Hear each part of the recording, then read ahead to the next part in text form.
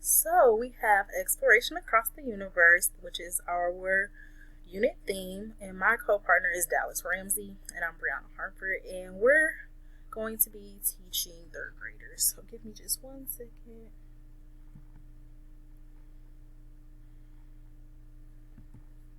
So our topic is, for this section, I'm going to be going over science, and the theme for this lesson is up into space. So here's our content objective. The student will be able to identify the planets in Earth's solar system and their position in relationship to the sun. The student will be able to orally describe the topics using key vocabulary during extended speaking assignments. So that's the language objective. I'll start off with us going to assigning the students this QR code they'll go to.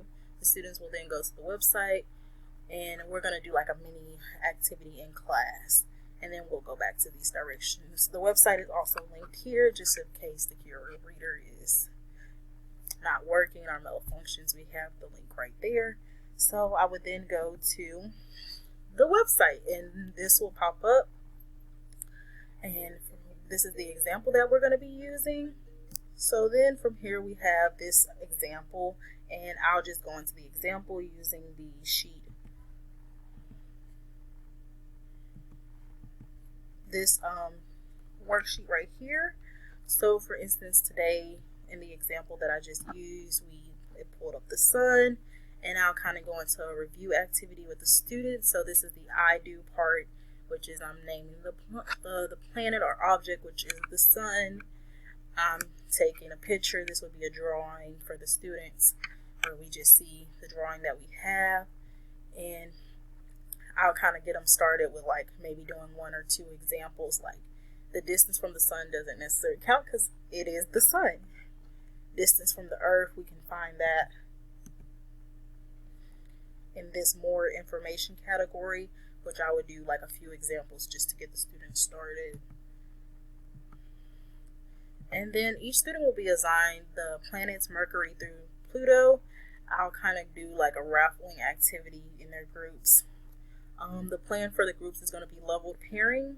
So there's going to be the beginning ELLs, then they'll be partnered with like an advanced high or intermediate high ELL.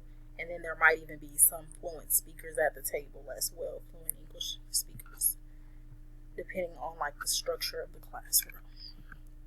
So then we're going to go into like how I would scaffold the worksheets and have some accommodations for my English language learners.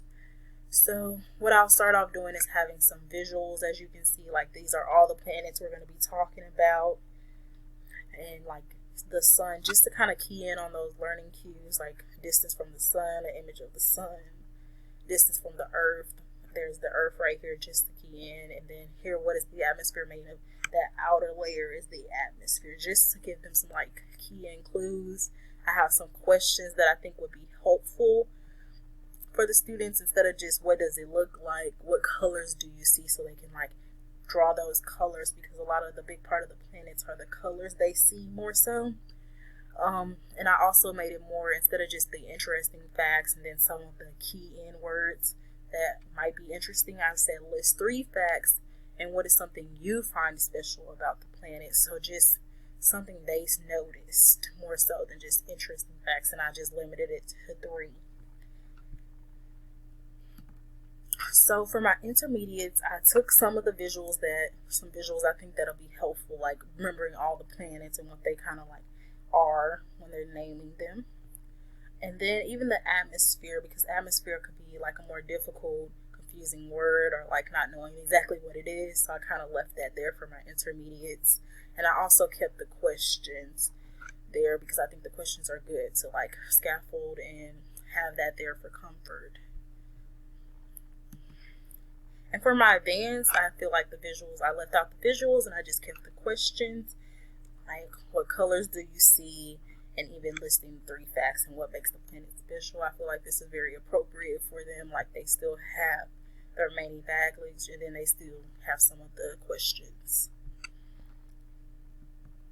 And for my advanced high, ELLs, I still left a little bit of questions, the list of 3 facts, and what do you find special about this planet. And I think that'll work well for them to have that little specific like word on add-on.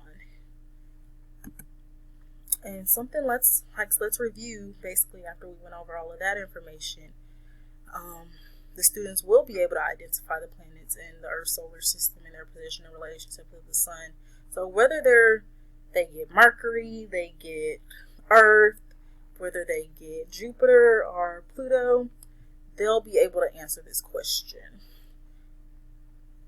And with this chart, and they'll also be able to orally describe the topic using key vocabulary, like we're using distance from the sun, we're using planets, we're using atmosphere, we're using those key vocabulary words, and they're going to be able to talk about those and the final assessment, as well as throughout they're doing this worksheet, because it is a group activity, so they will be having discussions in that level pairing.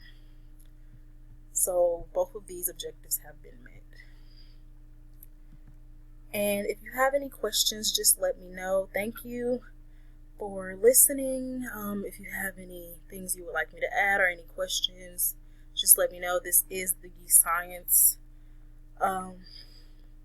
accommodations plan. And thank you for your time and have a good day.